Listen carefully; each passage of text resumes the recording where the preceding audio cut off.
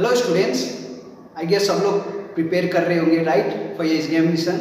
सो आज हम लोग लेक्चर 8 में जितने न्यूमेरिकल किए थे ओनली 3 न्यूमेरिकल सॉल्व हुआ था। अब लेक्चर 9 में तुम लोगों को और क्वेश्चंस सॉल्व करवाने वाला हूँ, ठीक है। This all questions will be helpful for your competitions also, for your examination also, ठीक है। Not this examination, for your upcoming examination. So first question तुम लोगों को स्क्रीन में ये दिख रहा होगा। A mass of 6 kg is suspended by a rope of length 2 meter from the ceiling. That means ceiling से कितना मीटर है? 2 metre. A force of 50 Newton in the horizontal direction is applied at the midpoint P of the rope as shown in figure. What is the angle the rope makes with the vertical in equilibrium? Take G equal to 10.10 meter per second square, and it is also mentioned that neglect the mass of the rope. So तुम लोगों को figure भी दिख रहा होगा। अच्छा, हम लोगों को क्वेश्चन में क्या दिया है? ये एक सीलिंग है, ठीक है। क्वेश्चन में हम लोगों को एक सीलिंग दिया है और उसके बाद इसका वेट दिया है हम लोगों को 6 kg, ठीक है। दैट मीन्स अलोंग द कहाँ पर एक्ट करेगा? ग्रेविटी। दैट मीन्स ये कितना हो जाएगा?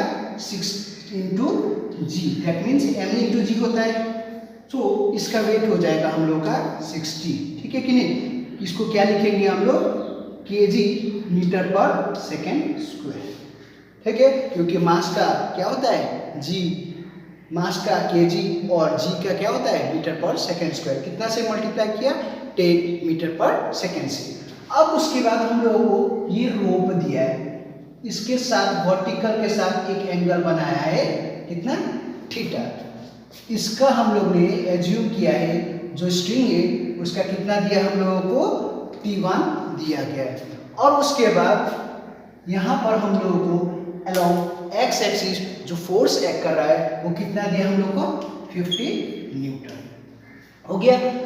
अब ये स्ट्रिंग में भी एक टेंशन लगेगा, उसका नाम दे दिया हम लोग ने T2, ठीक है। अब हम लोग इसको फ्री बॉडी डायग्राम से सॉल्व करेंगे। फर्स्ट ऑफ ऑल इतने का मैं दूसरा डायग्राम बना रहा हूँ। अभी हम लोगों को पता चल गया ये कितना है? 60 है। इसको मैं न्यूटन ही लिख दे रहा हूँ। यहाँ पर हम लोग का कितना एक्ट कर रहा है? T2 एक्ट कर रहा है। सो यहाँ से ये पॉइंट हम लोग ने W दिया है, ये पॉइंट को हम लोग ने E दिया है, क्योंकि हम लोग को क्वेश्चन में ये 1 मीटर दिया है और ये कितना दिया है? 1 मीटर। टोटल हम लोग को 2 मीटर दिया गया है। सो यहाँ से फ्री बॉडी डायग्राम 1 का बना रहा हूँ, ठीक है। मतलब इतने पार्ट का मैंने बनाया तो कितना हो जाएगा हम लोग का? T2 equal to 60 Newton. सो यहाँ से हम लोग को T2 इक्वल टू कितना मिल जाएगा? 60 न्यूटन। ये हम लोग का एक इक्वेशन नंबर 1 है। अब मैं ऊपर वाला पोर्शन का भी देखूंगा। सो यहाँ से मैं फर्स्ट ऑफ ऑल इतने पार्ट का मैंने बना लिया, तो मैं इसको यहाँ पर सिंपल फ्री बॉडी डायग्राम ऐसे बना लिया। अब मैं इसका भी फ्री बॉडी डायग्राम बनाऊंगा। तो इसका फ्री बॉडी डायग्राम स्टेप से हो जाएगा ऐसे ही। ये हम लोग का कितना है? किया है हम लोगों का 50 न्यूटन, ठीक है। अब उसके बाद नीचे की तरफ हम लोग का कितना है? किया है? ये T2 है, ये T1 है, ये एंगल बनाया है थीटा। ये हम लोग का कितना हो गया? ये फ्री बॉडी डायग्राम, ये 2 1 है, तो ये क्या कर दिया हम लोग ने? 2 बना दिया, ठीक है। अब मैं इसको फिलहाल के लिए इरेज कर दे रहा हूँ। इतना पार्ट हो गया। अब मैं इसको रिजॉल्व करूंगा y एक्सिस में और इसको टेंशन को रिजॉल्व करूंगा x एक्सिस में। मैंने रेजुलेशन का पार्ट बोला है। अब इसको मैं यहाँ पर इस टाइप से, ठीक है, ये हम लोग ने नाम दिया है P। अब यहाँ पर इस टाइप से मैं एक ट्रायंगल बना दे रहा हूँ। ये हम लोग को एंगल दिया है कितना? थीटा, ठीक है। ये हम लोग का 50 न्यूटन ये इधर वाला है, ठीक है कि नहीं। अब यहाँ पर हम लोग का कितना एक्ट कर रहा है? T1 एक्ट कर रहा है। ये पॉइंट P है, ठीक है। फिलहाल इसको मैं क्या कर रहा हूँ, रिजॉल्व कर रहा हूँ in x axis and y axis. So first में मैं ये वाला सिर्फ पार्ट बना रहा हूँ पी ए, ठीक है। अभी मैं क्या करूंगा, इसको अलोंग कौन सा एक्सिस में बनाऊंगा, वाई एक्सिस में। तो क्या हो जाएगा हम लोगों को cos थीटा हम लोग का, क्योंकि ये एंगल में बना है तो क्या होता है, base divided by hypotenuse, base by hypotenuse होता है। सो cos थीटा हम लोग का क्या हो जाएगा, यहाँ से देखोगे तो बेस क्या हो जाएगा, P A divided by hypotenuse हो जाएगा पी, हो गया।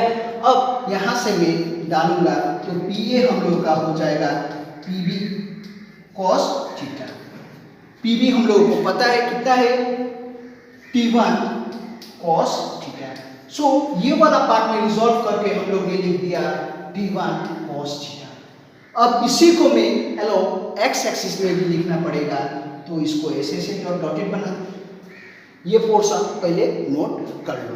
फिर उसके बाद मैं अब ये वाला ट्रायंगल बनाने वाला हूँ। यहाँ तक हो गया। अभी मैंने इसको क्या नाम दिया था, इसको ए दिया था, इसको बी दिया था। अब ये ट्रायंगल में एक्सटेंड कर रहा हूँ, ठीक है। ये पार्ट का पी बी डी दे दिया। अभी मेरा ये पूरा नॉर्मल के साथ 90 डिग्री होता है, तो इसको मैं कितना लिख सकता हूँ, 90 माइनस थीटा, क्योंकि ये पूरा कितना होता है, 90 डिग्री होता है। ये वाई एक्सिस में एक्स एक्सिस का कितना होता है, 90 डिग्री होता है कि नहीं। वही चीज को ये जब थीटा हो गया तो ये कितना हो जाएगा, 90 माइनस थीटा। अब यहाँ से हम लोग cos theta, cos 90 minus theta equal to base हम लोग का क्या हो जाएगा, BP, ठीक है। B नहीं है, ये कितना है, DP divided by BP। cos 90 minus theta मतलब कितना होता है, sin theta. sin theta equal to क्या हो जाएगा हम लोगों का, DP divided by BP।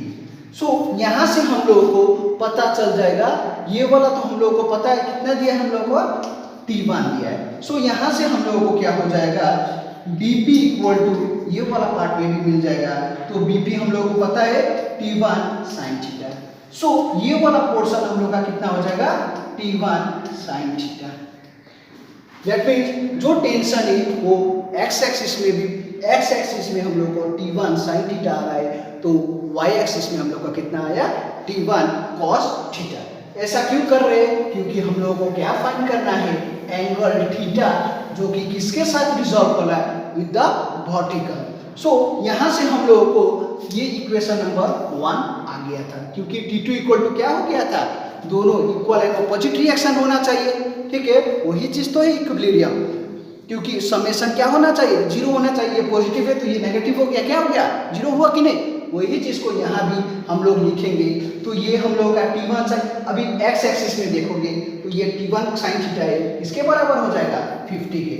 T1 sin theta किसके बराबर हो जाएगा, 50 के। सो इसको इक्वेशन नंबर 2 डाल दिया। देखो x एक्सिस में इधर T1 sin थीटा है, उधर में 50 है, तो दोनों एट अ पॉइंट, तो 1 ऑपोजिट हो गया, तो कितना हो जाएगा, T1 sin theta equal to 50।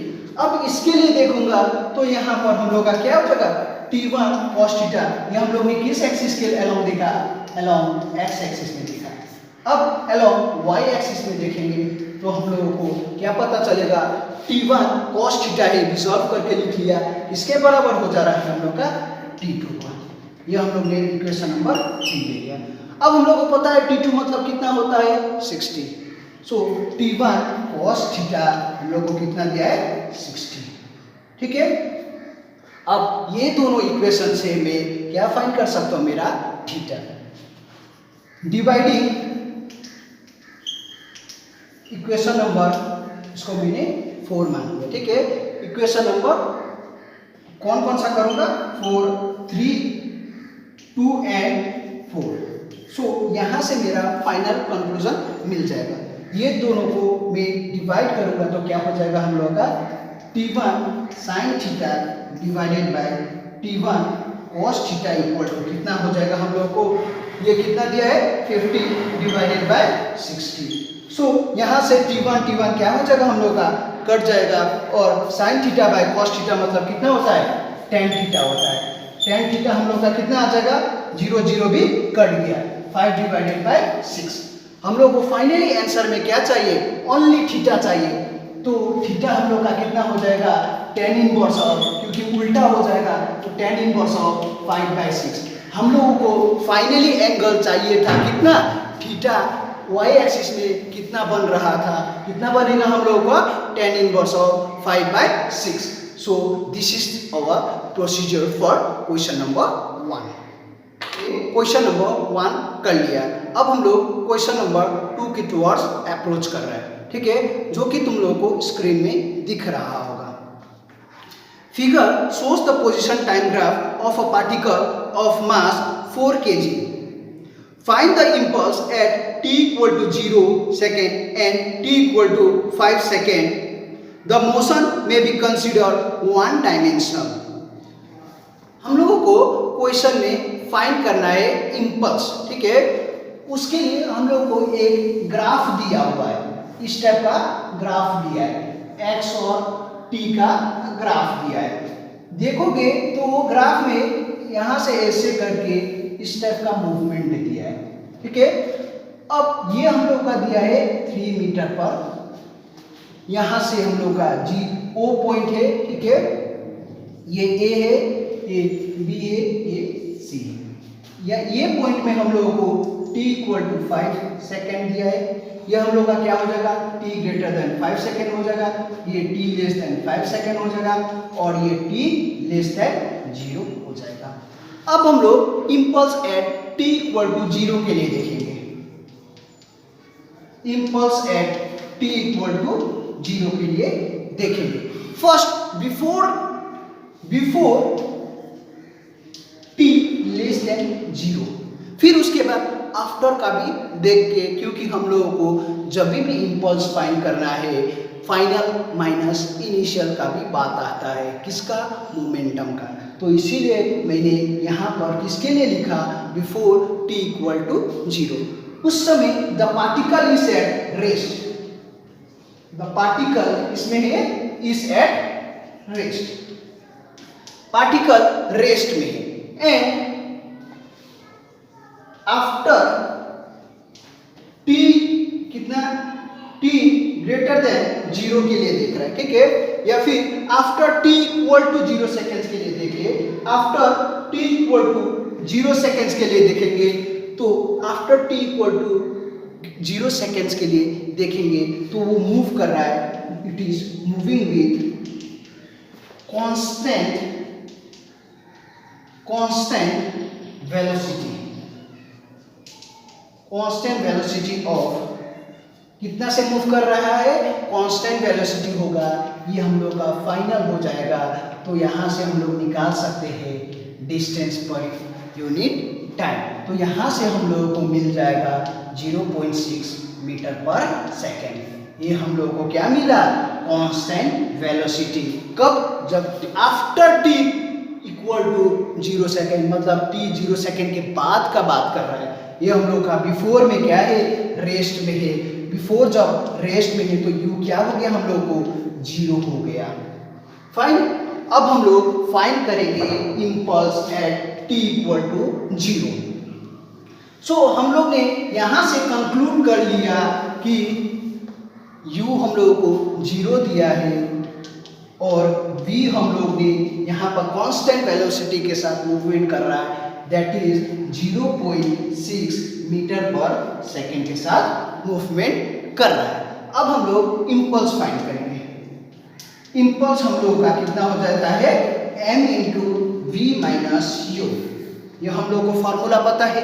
अब यहाँ से मास हम लोगों को कितना दिया है, 4 kg। 4 into v minus u करेगा तो v हम लोगों को मिला है 0.6 माइनस 0, क्योंकि इनिशियली क्या था, रेस्ट में था। उसके बाद after t equal to 0 seconds के बाद हम लोग का कांस्टेंट वेलोसिटी के साथ मूवमेंट किया था। सो यहाँ से हम लोग को इम्पल्स मिल जाएगा 2.4, 6424 पॉइंट है। तो यहाँ पर कितना हो जाएगा, 2.4, ठीक है कि नहीं। यहाँ पर तुम लोग डायरेक्टली क्या देखो, kg मीटर पर सेकेंड। ये हम लोगों का इम्पल्स कब के लिए फाइंड किया हम लोग ने, t इक्वल टू 0 के लिए।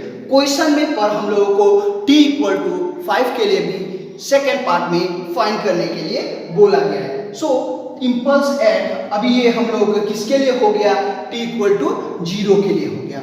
अब हम लोग फाइंड करेंगे t इक्वल टू 5 सेकेंड्स के लिए, ठीक है।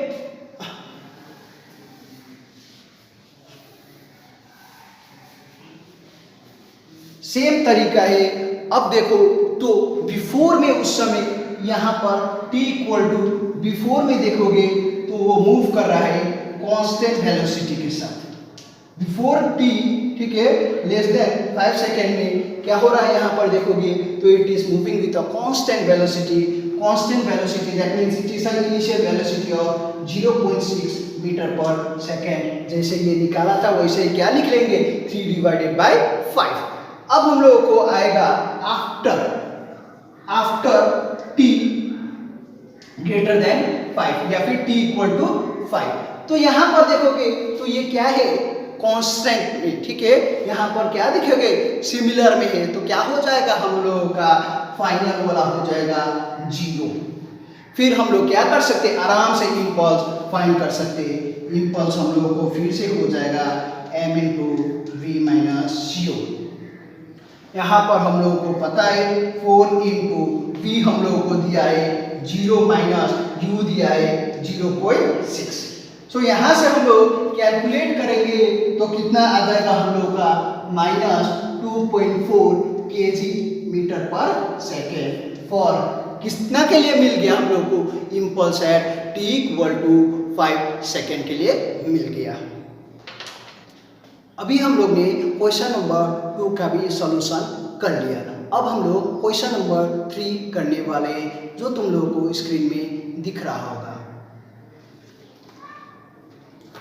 Determine the maximum acceleration of the train in which a box lying on its floor will remain stationary given that the coefficient of static friction between the box and the train floor is 0.15।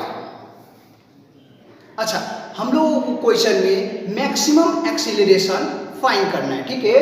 अब हम लोगों को पता है force equal to mass into acceleration. Since जो भी movement और जो भी फ्रिक्शन क्रिएट कर रहा है वो बिकॉज ऑफ कौन सा फ्रिक्शन हो रहा है, स्टैटिक फ्रिक्शन। क्वेश्चन में हम लोगों को क्या किया है, बोला गया है the acceleration of the box is due to, किसकी वजह से हो रहा है, the acceleration of the box, the acceleration of the box is due to static friction, ठीक है। अब हम लोग को पता है force equal to mass into acceleration, ये क्या कौन सा फ्रिक्शन है, स्टैटिक फ्रिक्शन। और हम लोग ने ये भी पढ़ा है कि mu in S into are, ये भी हम लोग ने क्या पढ़ा है, ये हम लोग ने static friction is directly proportional to the reaction बोल के पढ़ा है। और उसके बाद उसी को प्रोपोर्शनैलिटी कांस्टेंट को हटाने के लिए यहाँ पर मैंने क्या बोला था, वो coefficient of static friction. Question में हम लोग को coefficient of static friction is given as 0.15, ये भी हम लोग को दिया है। सो मैं यहाँ ये दोनों इक्वेशन से मैं कोरिलेट करके मैं क्या करूँगा, मैक्सिमम एक्सीलरेशन फाइंड कर सकता हूँ। So mass into acceleration equal to mu s into are, ये मैं लिख सकता हूँ। सो यहाँ से mass into acceleration equal to mu s into reaction को मैंने क्या लिख दिया, एम इंटू सर्टन वेलोसिटी के साथ रहेगा। वेलोसिटी कौन सा है, टुवर्ड्स द ग्रेविटी थे, तो मैंने क्या लिख दिया, एम इंटू जी। मास क्या हो गया हम लोग का, कैंसल हो गया, तो ए मैक्सिमम हो जाएगा हम लोगों का म्यू एस इंटू जी। अब म्यू एस का भी वैल्यू पता है, जी का भी वैल्यू हम लोगों को पता है, ठीक है।